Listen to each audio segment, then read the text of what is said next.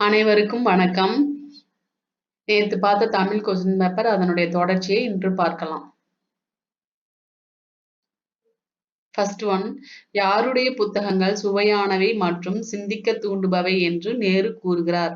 Plato, கிரேக்க நாடு. அடுத்து, முயற்சி திருவினையாக்கும் என கூறியவர் திருவள்ளுவர். அடுத்து, சாவி இரண்டொழிய வேறில்லை என்றவர் ஔவையார். அடுத்து, அன்றாட பேச்சில் பயன்படும் உயிர்மெய் எழுத்துக்கள் கி, சி, பி, டி, தி, மீ. அடுத்து, எந்த நாடகத்தை வாசித்தாயா என்று நேரு இந்திரா காந்தியை கேட்டார்? சாகுந்தல நாடகம். காளிதாசர் வடமொழி நாடகாசிரியர். அடுத்து, யாருடைய ஆங்கிலம் அறிவுபூர்வமானது என்று நேரு கூறுகிறார்? பெர்ட்ரண்ட் ரஸ்சல். நேருவுக்கு பிடித்த கவிஞர் யார்? பெர்ட்ரண்ட் ரஸ்சல். அடுத்து, அல்மோரா சிறை உள்ள மாநிலம் எது? உத்தராஞ்சல்.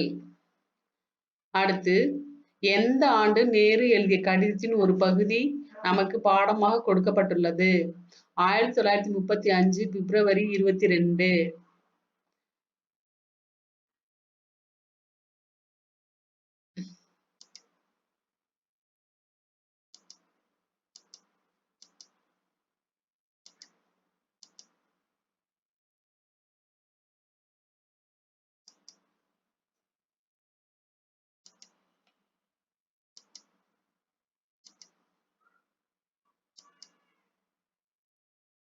அடுத்து,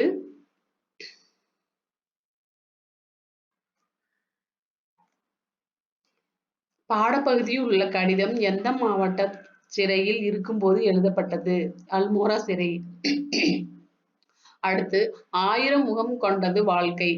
அதை புரிந்து கொள்ளவும் சரியாக வாழவும் அவசியமானது எது என்று நேரு கூறுகிறார்? புத்தக வாசிப்பு. அடுத்து, நேருவின் கடிதங்கள் தற்போது எங்கு உள்ளது? இங்கிலாந்தில் உள்ள கேம்பிரிட்ஜ் பல்கலைக்கழகம். அடுத்து, எவ்வளவு துன்பமான நேரத்திலும் புத்தகத்தை படிக்கும் பழக்கத்தை கைவிடக்கூடாது என்று கடிதத்தின் மூலம் வாழ்க்கை பண்பை தெரிவித்தவர் நேரு. உலகின் மிகச்சிறந்த நூல்களில் ஒன்று எது என்று நேரு கூறினார்? போரும் அமைதியும். டால்ஸ்டாய் அறிஞர் எழுதியது. ரஷ்ய அறிஞர். பெரியார் தன் இரு கண்களாக எதை கூறுகிறார்? மரியாதையும் சுயமரியாதையும். நடக்கிற எந்த ஒரு செயலுக்கும் மனிதன் தலைவிதிதான் காரணம் என்று சொல்லிக்கொண்டே இருந்தவர் யார்? ராமநாதன். அடுத்து, அறிவு என்பது வளர்ந்து கொண்டே இருக்கும், எனவே புதியவற்றை ஏற்க வேண்டும் என்று கூறியவர் யார்? பெரியார். பெரியார் தன் வாழ்நாளில் உரையாற்றிய நேரங்கள் யாது? 8600 நாள், 13,12,000 கிலோமீட்டர், பிளஸ் 10,700 கூட்டம், பிளஸ் 21,400 மணி நேரம்.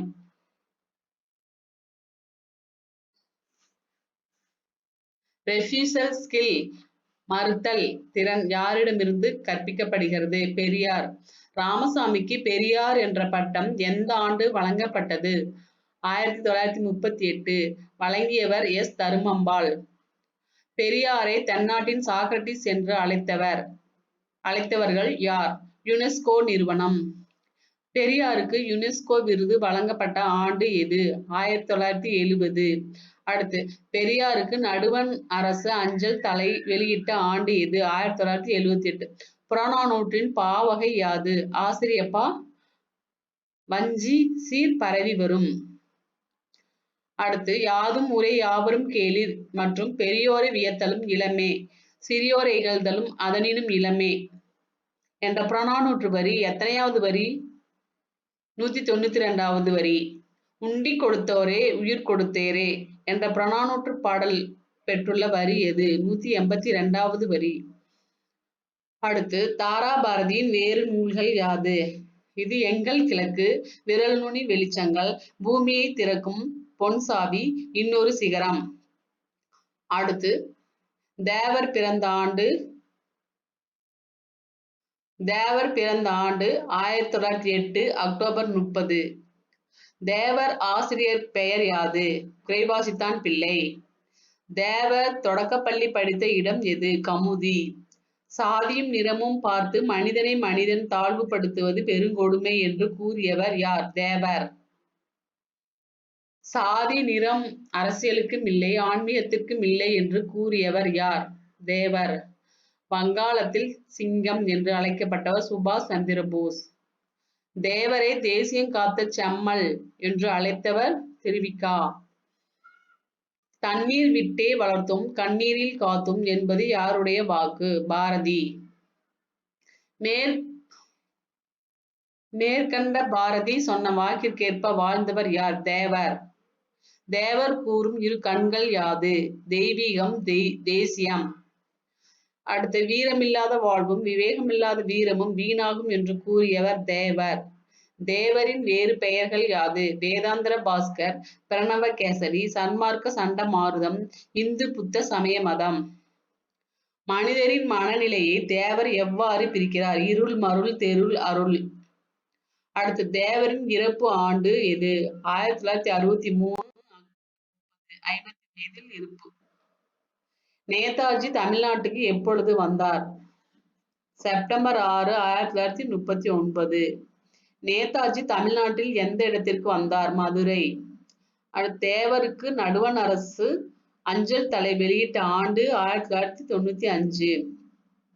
தேவர் பொது தேர்வில் வெற்றி பெற்ற ஆண்டுகள் யாது? 1937, 1946, 1952, 1957, 1962.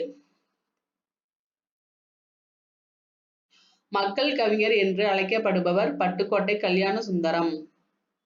பட்டுக்கோட்டை கல்யாண சுந்தரம் பிறந்த இடம் எது? செங்கடுத்தான் காடு.